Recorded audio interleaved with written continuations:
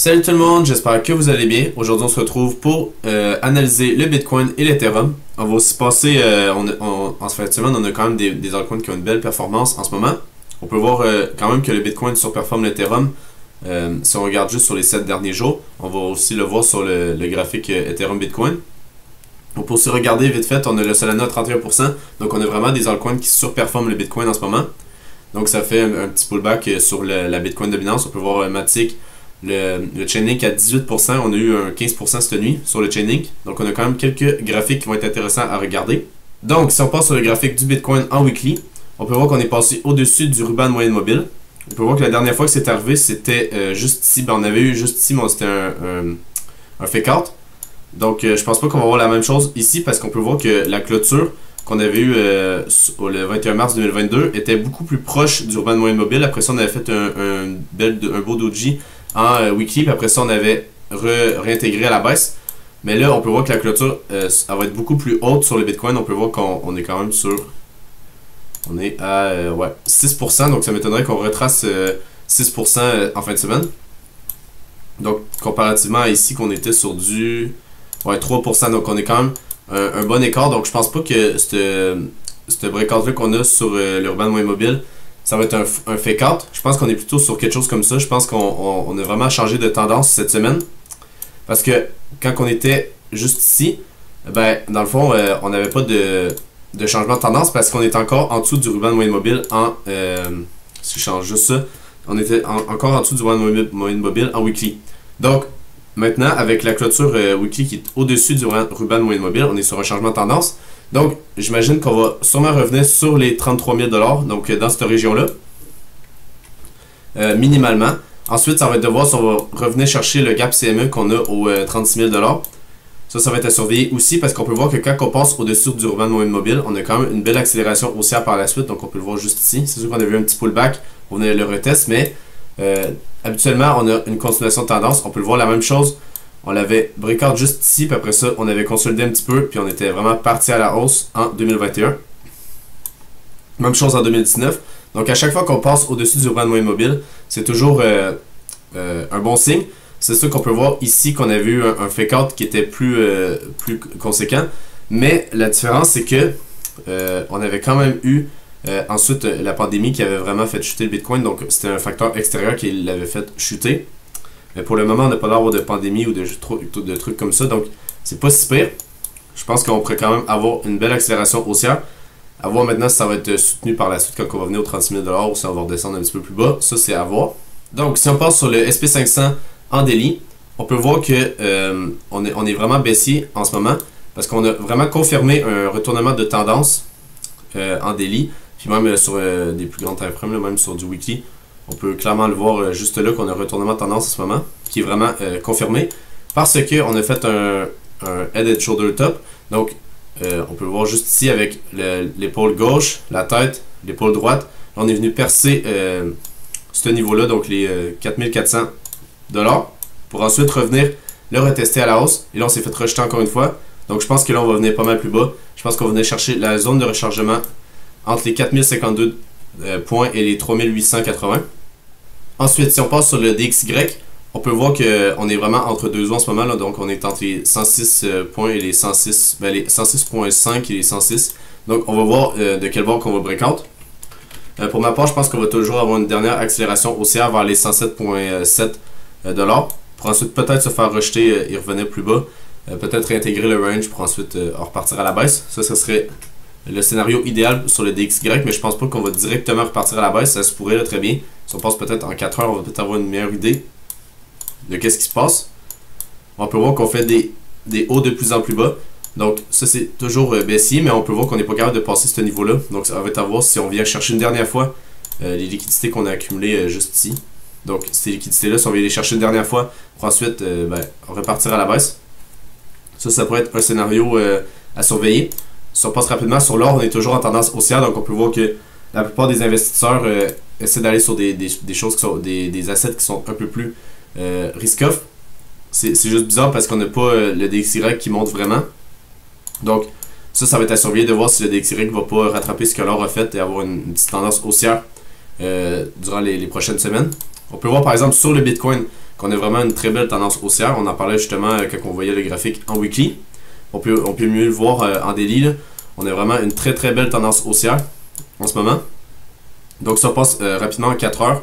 Ben, je vais juste montrer en daily vite fait qu'on avait fait dans le fond un petit breakout. On avait pullback sur le haut du range, après ça on était reparti à la hausse. Donc ça c'est très très haussier. Maintenant à voir si on est capable de passer la petite mèche ici, puis la zone de rechargement de short qu'on a depuis le mouvement baissier qu'on avait juste là. Donc à voir si on est capable de passer ce niveau-là, puis repartir au-dessus des 30 300 $. Donc si on passe en 4 heures, j'avais un trade que j'ai fait le... ouais, là dans le fond c'était le vendredi. Donc si je me mets en 1 heure, on peut mieux le voir. On peut voir qu'on avait un order block en 1 heure, puis on était venu sweep les liquidités en dessous de ce plus bas-là. Donc en dessous du premier... dans le fond, on était venu se faire rejeter juste en haut de la mèche. On peut le voir, on était venu sweep les liquidités en haut de la mèche au-dessus des 30 000 $. Puis ensuite, on est venu une première fois taper sur l'order block en H1. Après ça, on avait un petit rebond, puis on est venu sweep les liquidités. On peut même le voir en 15 minutes. On a une belle réaction qui s'était produite juste ici. Donc on peut voir que la belle mèche, la belle bougie. Donc on peut voir qu'il y avait quelques acheteurs sur ce niveau-là. Maintenant, j'ai fermé mon trade sur... En gros, si on le décale un peu, j'ai fermé mon trade sur ce niveau-là. Donc pourquoi j'ai fermé mon trade sur ce niveau-là? C'est simple, c'est parce que on était venu chercher les liquidités qu'on avait juste ici. On n'avait pas l'air d'avoir vraiment une grosse tendance qui se formait avec le doji qu'on a fait juste là. Donc j'ai préféré closer mon trade pour un R au lieu de risquer qu'on revienne, par exemple, faire ça comme ça, revenir à la baisse comme ça. Parce qu'on était le week-end, donc si par exemple on serait revenu dans ce niveau-là puis qu'on avait stabilisé sur ce niveau-là, on aurait très bien pu faire une mèche, boum, comme ça, venir chercher toutes les liquidités sur ce niveau-là pour ensuite repartir à la hausse. Donc je voulais pas risquer ce scénario-là. J'aimais mieux prendre mes profits juste là que de risquer de les perdre. C'est sûr que là on est remonté un petit peu, mais à voir maintenant, on est sur un autre order block juste là. Donc on peut très bien le voir, une petite zone de supply. Donc à voir si on est capable de briser ça pour repartir à la hausse. Puis venir chercher les 30 200 $ juste ici. Ensuite, si on passe sur l'Ethereum, on peut passer par exemple en 4 heures ou même en daily, on va bien le voir aussi. On peut voir qu'on était venu chercher les liquidités juste en dessous, en bas du range. Et là, pour le moment, on est encore haussier. Donc même si on est venu se taper une fois sur la trendline weekly, donc si je passe en weekly 2 secondes, on peut bien le voir qu'on était venu, on avait une trendline weekly qui date depuis le bottom qu'on avait fait en dessous des 1000 $ là, sur Ethereum. Donc si on passe en daily, on peut le voir qu'on s'était venu taper la tête une fois ici. Puis en 4 heures, on peut bien le voir aussi. Là. Juste là, on s'était venu se faire rejeter sur ce niveau-là une première fois. Maintenant, ce qui est intéressant, c'est que pour le moment, on semble vouloir le breakout.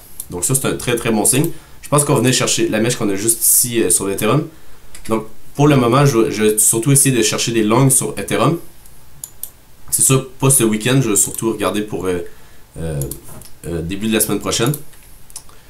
Donc si jamais par exemple on vient chercher le haut de la mèche ici, puis qu'on aurait peut-être un petit rebond sur des zones qui seraient intéressantes, donc soit des zones d'order block ou des fair value gap, ça va être là que je vais essayer de rentrer en long sur Ethereum.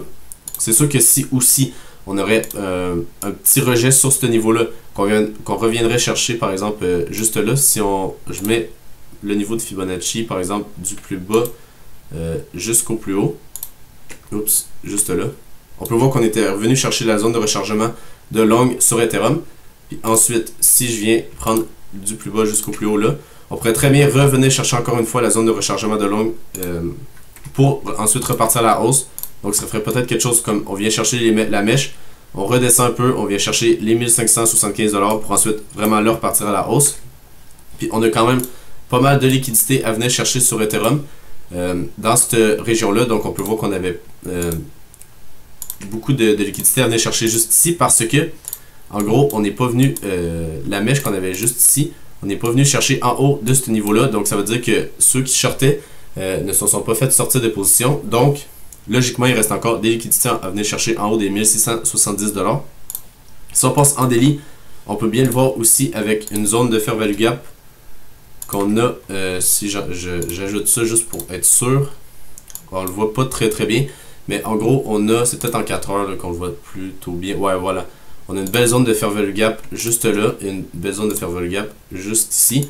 Donc je pense qu'on va venir chercher ces deux zones-là. Maintenant, à voir si on vient en premier lieu venir chercher ce niveau-là pour ensuite repartir à la hausse ou qu'on vient directement faire juste un petit pullback, par exemple, retester la trendline pour ensuite aller chercher la zone de fair value gap sur Ethereum. Si on passe sur l'order flow pour le Bitcoin, on peut voir qu'on a quand même pas mal de shorts en ce moment.